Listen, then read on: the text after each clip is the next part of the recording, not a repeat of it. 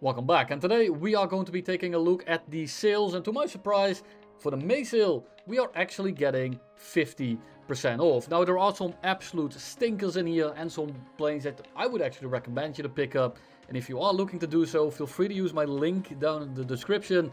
You get this decal, you won't get an additional discount, but you will take some money away from Gaijin and support the channel regardless. So if you are looking to do that, feel free to use the link down below. First of all, we have the F4S, and I'm just going to take a look at the entirety of the US3 because it's a little bit easier to explain. Now we also have the P51D20NA. This plane is an absolute stinker. Yes, it's very fast, the guns are pretty okay, and it can handle itself well at high speed other than the rudder. But the issue is that you only have top speed with a non-functional engine, and if you are playing on your own, this thing at 4.0 is probably a bit of a chore to play. I would recommend you to pick up something if you only care about props in the future on the GE sale, or you can just buy it outright, because the BF49F4, for example, really isn't all that expensive even when it isn't on sale. But still, I would always recommend to wait for a sale, because nothing in this game is worth it full price in my opinion. But then we have the main takeaway of the US tech tree. We have the F4S, the F20 and the Aviate-B, and I'm going to cover the Aviate-B first. It's a plane with a mediocre airframe with only AIM-9Ls, but it's pretty decent at ground RB because it actually has some guided ordnance that you can use while you might hover over the spawn as well. Might have seen that exploit on here somewhere as well. Cold Mindman made a video on it the other day. You can look him up as well in the description. But that's probably going to get fixed or patched. I'm not sure how they're going to do it, but they're probably going to make it so that you won't be able to do it for some reason, or people are just going to adapt to it and kill them that way. But this plane is good for ground RB, air RB. It's a bit of a stinker because it only has AIM-9Ls and mediocre flight performance for the battle rating. But then we have the F4S as well as the F20A, and these two planes are just functionally very different. We have the F4S, which is all about the systems, the radar, the HMD, the amount of missiles, but the entire airframe is just, it's a stinker. Next up we have the F20, which has pretty good flight performance, good acceleration, but it only has 4 missiles if you carry the 2 AIM-7s, and well, it's not that fast. It can handle itself when it dogfights multiple people at the same time, and that's where the fun comes in. So when you are a very experienced player, or you're just looking for those couple of peak games that you might get in a single week, I would recommend the F20, whereas with the F4S, you just have way more capabilities in an average match. You can fly in, you have 5 AIM-7Ms, and they're the same as the F20, but having over double them is a pretty good trade-off, and in most games your airframe doesn't come into play all that often, and it's a lower battle rating. At 12.0 you will not run into a very oppressive 13.3 game, even though you might only see 4 of them. The planes at 13.3 against an F20 or a Phantom would be absolutely criminal. So overall I think that the F4S, for the majority of you people watching, is going to be the better pick. Yes, it's a bit of a turd with systems and missiles, but that's unfortunately what the meta kind of turns into when you reach Fox 1, Fox 3 battle ratings. So overall, F4S probably the better pick, F20 probably the more fun pick, although not as reliable. But if I really had to pick something, I might go for the F18C early. Yes, the matchmaker is going to be rougher, and I probably wouldn't recommend this to everyone. You need to have some experience, because the plane itself isn't completely brain dead to play, opposed to the 12.3 version.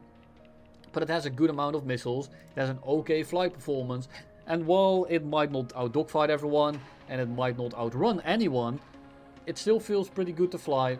And together with the missiles and the AOA capabilities of the plane, it's pretty easy to get a good amount of kills. Just don't expect to survive every game, because that's just not going to happen.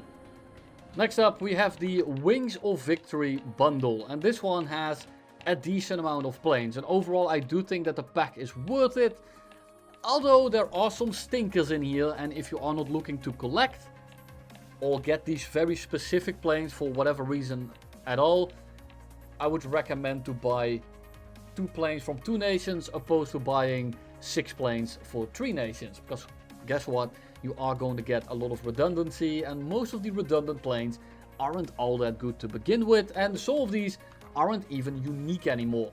Let's get started with the first one. We have the P-51 D-20, and this plane, it's fantastic. 4.3, pretty good good BR. The flight model is good. It is very close to something like the D-30. It is slightly worse, but it's also 4.3. And this is a powerhouse battle rating, but this plane can mix itself with them because it is just so damn fast. And unlike the D-20, it actually has some acceleration, meaning that you can play with dropping speed a little bit in order for your rudder to work, or just play for position anyway, because if you actually are behind someone, if you are above them, or if you're faster, there's actually ways to kill them. Unlike with the D10 or the D20, where if you are not going fast enough, you're probably just going to die outright. So the D10, it's a great plane and it's worth picking up the pack for. However, here come a few stinkers. We have the P-47 M1RE, and the plane in itself, honestly, it's pretty good. It's a light, highly powered P-47. It's the best P-47 flight model that you will find in the game. The issue is, it's 5.7. It's a high outplane at these battle ratings, and if you try to fight people below 5 kilometers, you're going to have a bit of an issue. But the issue also is that the climb rate isn't all that fantastic, and it asks you to set up early game. But with how short the matches are these days, and the amount of low altitude absolute slapmobiles that we have around, like the Yak-3U, it's a little bit hard to recommend this thing these days. It can work, especially in the squad, but solo at 5.7, I wouldn't pick up the pack for this plane alone. But it is the best flying P-47, so if you only care about that, it's a pretty good plane in that regard. Balls out, just like we would always say on the channel. Then for Russia, we have the Dolgushin's LA-7, and this is one of the best 4.7s in the game. This plane is a no-brainer, and if I could separate this separately, if I had to regrind the entire prop tree again, I would definitely pick this up. It's a fantastic plane, just like the LA-7 in the regular tech tree. Then we have the Yak-9M, and this thing used to be the kind of side grade to the Yak-1B, but nowadays the Yak-1B is just going to be the superior pick here. I can't find it. There it is. It's 3.0, and this one is 3.7. So I wouldn't really recommend it anymore. It's slightly heavier than the Yak-1, so it turns slightly worse. But the energy retention and the overall energy play on this thing is going to be a little bit better, but it's not going to be 0.7 of a BR better, so I wouldn't recommend this plane anymore either. Although it definitely isn't bad, and it's a different Yak than you might be used to. And then lastly, we have Britain. We have the Prendergast Spitfire FR, which we can now also find in the Israeli tech tree. But this thing is a stinker. It's a Merlin Spit with clipped wings. The Merlins are heavier. They already turn worse. If you clip the wings, guess what happens? You also turn worse, and you have worse energy retention. This thing, you can dogfight it with about anything, because after 2 or 3 turns, it's completely out of energy, and it won't be able to regain it, because the engine throughout the match, about 6 to 7, I didn't even do that on purpose, I'm terribly sorry, 6 or 7 minutes into the match, this thing is going to start overheating pretty badly, and if you are going slow while you're overheating, well, we're going to have a bit of an issue, because now you can't even web with a Spitfire that's heavier, that turns worse, and already bleeds more speed because it's a clipped wing variant. So overall, absolute stinker. Then we have the Plagueis Spitfire LF Mark 9C. This is one of the best Spitfires to play in the game, but now since a week or so, they are 6.0. And this matchmaker really isn't going to be fantastic if you get uptiered into 6.7 to 7.0. I'm terribly sorry. The plane just, it's still good. The climb rate is obscene. You can dogfight about anything. The firepower is okay, and honestly, it isn't all that slow. But it is 6.0 now, so I wouldn't really call this the best plane to pick up. And there's the issue. We have an entire pack that's very expensive, and you get 2 planes that are actually recommended. So I wouldn't really buy it anymore. But Most of the planes are at least mediocre, and it won't be a waste of money considering, well, the value, but don't expect every plane to actually be that good. Then we go to Germany, I think it is, but I'm not sure which one is next in line. We have the Su-25 and the L-39 Albatros. Now these planes, together with the Su-33 that shouldn't be here, well, no, at 6.7, it's not that fast, it has no acceleration, and honestly, it doesn't turn that well. You're gonna have an issue against super props. P-51Hs will absolutely clobber you. They will outclimb you, they will dive on you, and you will be barely able to outrun them. Now the good thing here is that we have an airspan together with a very good gun. The 23s, oh sorry, that's not the gun port, my apologies again. I'm kind of out of it right now, I'm terribly sorry. The 23 here packs a good punch, but it's only 150 rounds, and the fire rate is, well, kind of obscene, so you will be out of ammo very quickly, and that is your main party piece. Now you can of course run the gun ports, which I do personally. They don't hamper the performance all that much, and the firepower is nice to have considering the 23 is just out of ammo almost instantaneously. But I wouldn't recommend this thing in 1,000 years. Maybe if it was 6.0, but I'm not sure if it should be at that battle rating, because it will be a little bit oppressive against 5.0 and even 5.3. So let's just not do that, but as long as this thing stays 6.7, 6.3 even, I would steer clear of it. Next up is the Su-25, and this is a pretty okay plane. It's a ground pounder, as you can see by all the ordnance on the ground. In RRB, it's not the best, but you do get all aspect R60s, R60Ms at 10.3. So that's pretty okay, but for RRB, I personally would not pick this up. There are some planes here that might go on sale very soon here, namely the Su-30 Mk2 AMV, as well as the MiG-23 ML in the future. I would much rather pick these two up, but if I really had to pick one, the Su-30 Mk2 is an absolute no-brainer, and one of the best 13.3s or best premiums to buy outright in the game. And it's the same thing with the other one that I completely forgot where it is. There it is, same deal right there. But there is actually an alternative that is coming up very soon. You might have seen it on the screen right there. Then we have the Wyvern, and the Wyvern together with the Bison, well, they are pretty different. The Wyvern is now 5.0, opposed to the last time I recommended it, it was 4.3, and it was about, not entirely sure how much weight got added, but it's a significant amount, and it makes this plane a bit of a turd. Yes, it still goes 650 kilometers an hour on the deck at 5.0, which is an incredibly good top speed.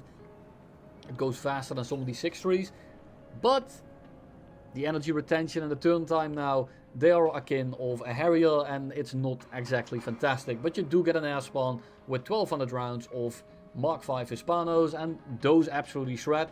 It is still a bit of a frag bus, but you're probably not going to be surviving many games unless you play it incredibly LARPy and you just try to not die at all costs. But the issue then is that you're not going to get all that much done. For RRB, I actually can't comment on it. The ordnance is good, the speed is good, so I would reckon that it's pretty decent in ground, but don't take my word for it, because I haven't played ground in over a year. And then we have the MiG-21 Bison, which is actually pretty damn good. It's one of the better planes that you can pick up. You have R-73s together with R-27 with a pretty okay radar, but keep in mind it is 12.3. And you are going to be up-tiered into the Su-30 Mk2V. I'm out of it, I'm sorry. The Su-30s, the 13.3 ones, just like with the F-20. And there's really not much here to get that you can't get somewhere else.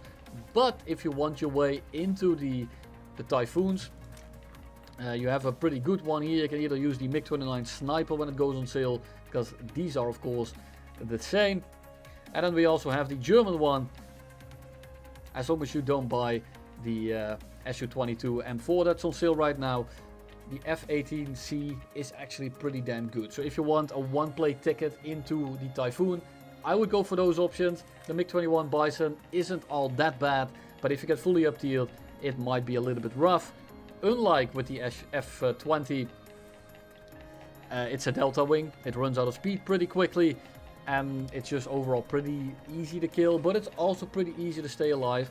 It just depends a little bit on your playstyle.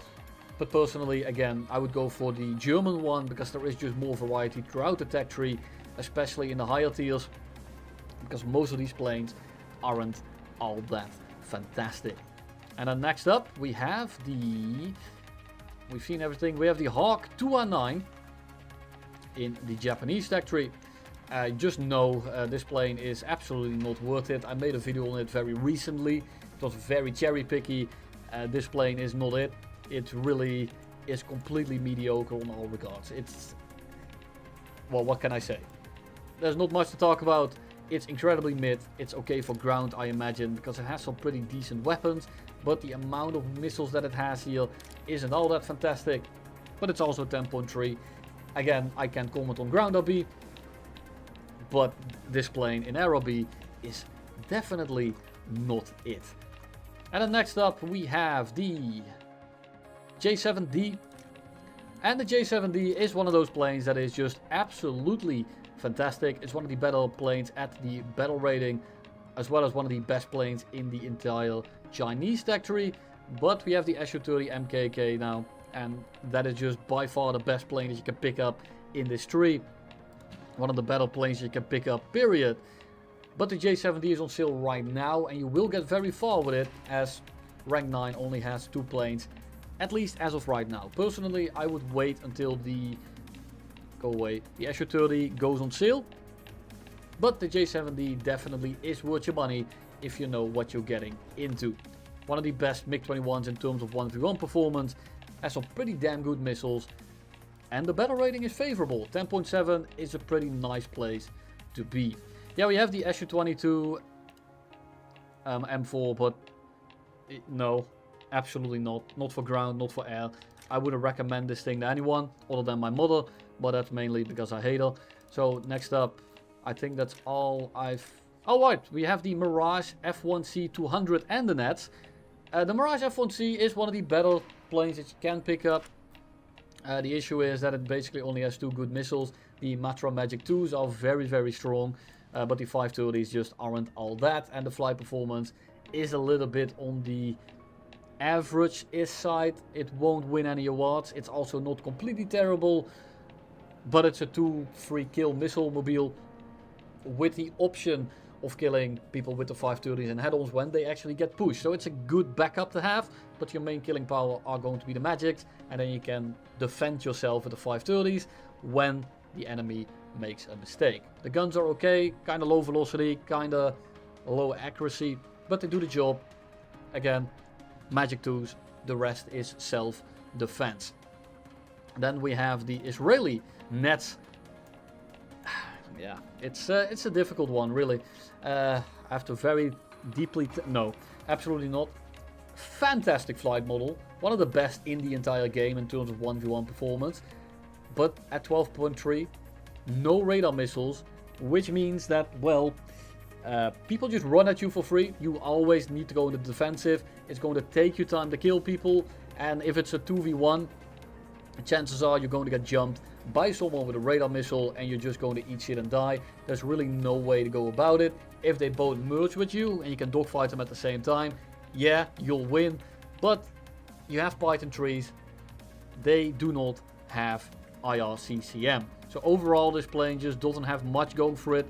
And when I use this, I had a terrible time. It's a good plane in a meta that just doesn't fit it whatsoever. Now the contrails are removed to 9 kilometers ish.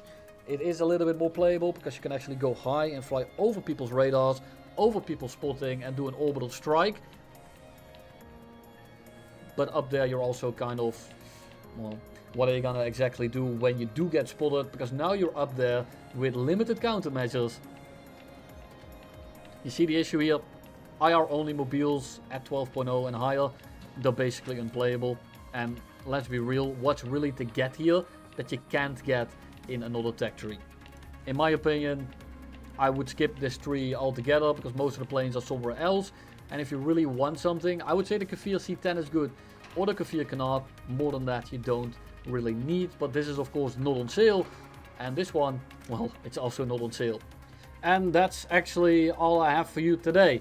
Thank you very much for watching. I'm sorry I'm a little bit unhinged, I guess I can call it. I'm a little bit scatterbrained right now. I can't focus whatsoever. I'm just swamped for time. I have no time to do anything, and that's also why I missed last week's sale. I'm sorry for that, but by these days, well, I make this video every couple of months, and there's basically never something that truly changes. I just want to make sure that people that didn't watch that or are new players just get a new warning out in case they make a bad purchase. But that's all I have for you today. Thank you very much for watching, and I'll see you in the next one.